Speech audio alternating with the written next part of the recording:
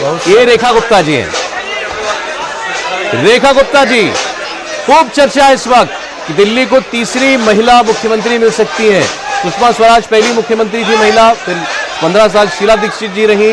क्या बीजेपी एक महिला को ये जिम्मेदारी देती है? आप देख सकते हैं वहां सभी कैमरे जो हैं वो रेखा जी को ढूंढ रहे हैं। वहां पर रेखा गुप्ता जी अपने कार्यकर्ताओं से गले मिल रही हैं और अब बैठक के अंदर पहुंची है जा रही है रेखा गुप्ता। मनोज तिवारी से भी कुछ थोड़ी बातचीत उनकी हुई है। रविंद्र नेगी भी वही अभी आपको बाहर दिखाई दे रहे हैं। जाहिर है मतलब महिलाओं के बीच तो काफी लोकप्रिय है और कई जिम्मेदारियां निभाई हैं उन्होंने पार्टी के अंदर भी। जी हाँ, रेखा कई जिम्मेदारी निभा चुकी हैं, लेकिन मैं एक बात जोड़ दूं सौरभ, आपको भी स्मरण नहीं होगा, मुझे भी स्मरण नहीं है, क्योंकि आतिशी तीसरी मुख्यमंत्री थी महिला, रेखा गुप्ता वगैरह का बनी। लेकिन प्रॉब्लम आतिशी जी की थी कि उनकी पार्टी उनको बोलती थी ये तक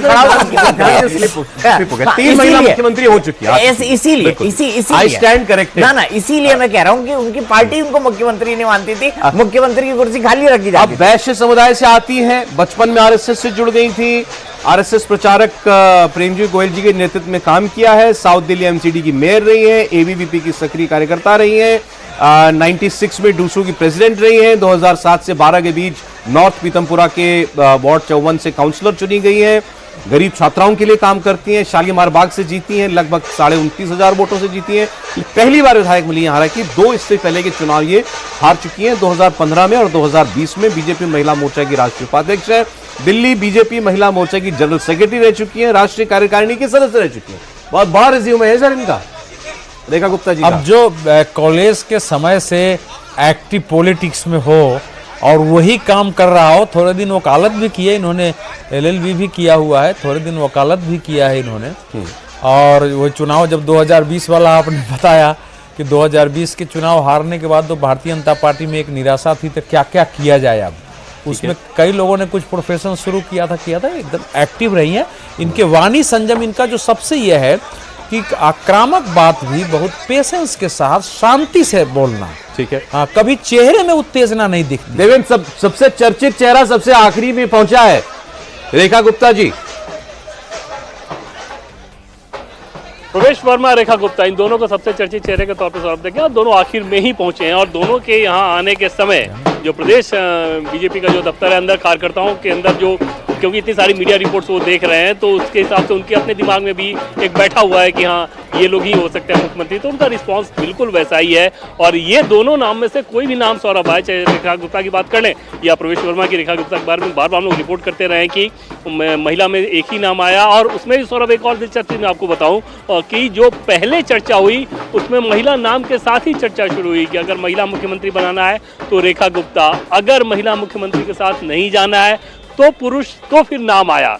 मतलब ऐसा नहीं था कि पहले पुरुषों की चर्चा हो गई उसके बाद महिला में बनाना हो तो किसको बना लें। तो जो स्टार्टिंग हुई थी, जो हमें सोर्सेज ने बताया, वो रेखा गुप्ता के साथ ही हुई थी। और इस लिहाज से समझा जा सकता है कि एकदम से ऑब्वियस चॉइस है महिला फेस के तौर पर, लेकिन क्या मुख्यमंत्री के तौर पर पार्टी का टॉप लीडरशिप अपने फीडबैक के बाद ये निर्णय ले पाया? इस जानकारी को तो सब, जैसे कि हम लोग बार बार कह रहे हैं कि बस इंतजार है। तकरीबन 7:30 बजे ये बैठक शुरू हो जाएगी।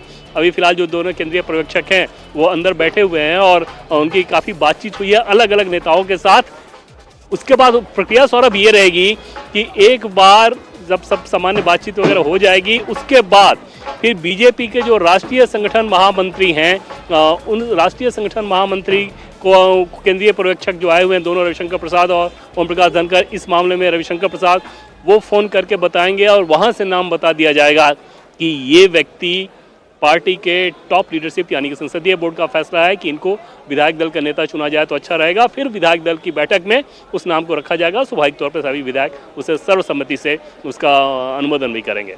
सौरभ जी, तो सारे विधायक लगभग पहुंच चुके हैं। 7:30 बजे औपचारिक तौर पर बैठक शुरू हो जाएगी। सारा उसके आगे का जो प्रोसेस रहेगा वो देवेंद्र ने अभी आपको बता दिया है। तो अब बहुत कयासबाजी का वक्त अब है नहीं, क्योंकि कभी भी नाम जो है वो आपके सामने आ जाएगा। जितने चर्चित नाम है उन सबकी हम लोग बार बार चर्चा कर ही चुके हैं। अब देखिए कि भारतीय जनता पार्टी किस सोच से किस नाम के ऊपर जो है वो उसने फैसला किया, क्योंकि फैसला तो हो चुका है, केवल उसकी अनाउंसमेंट होना बाकी है। विधायकों का सबका फीडबैक पार्टी हर जरिए से ले चुकी है। इसलिए इस लिहाज से आप ये कह सकते हैं कि ये जो मीटिंग अभी होने जा रही है ये एक औपचारिकता है, आप इसको मानिए, क्योंकि नाम तय हो चुका होगा, उसमें विधायकों का फीडबैक भी और जरियों से जरूर फैक्टर इन किया गया होगा और एक नाम पर पार्टी लीडरशिप ने ही फैसला किया है।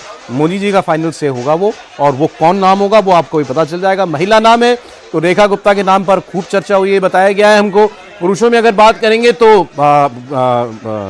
जैसा हमने आपके सामने बताया, जो परवेश वर्मा है उनका नाम जाहिर तौर पर, केजरीवाल जी को उन्होंने हराया, सांसद हैं, हर लिहाज से उनका नाम बहुत टॉप पर है। आशीष सूद का नाम, अजय महावर का नाम और बहुत सारे नाम जिनकी चर्चा चल रही है। हर बहुत सारे लोगों में बहुत से प्लस पॉइंट है और इसलिए कई चीज़ों को सोचकर क्या लार्जर मैसेजिंग देनी है, क्या दिल्ली के बाहर भी उस नाम से आपको कोई बेनिफिट मिलेगा, ये सारी बातें भी पार्टी ज़रूर सोचती होगी। इसमें संघ का फीडबैक भी इन्वॉल्व होगा।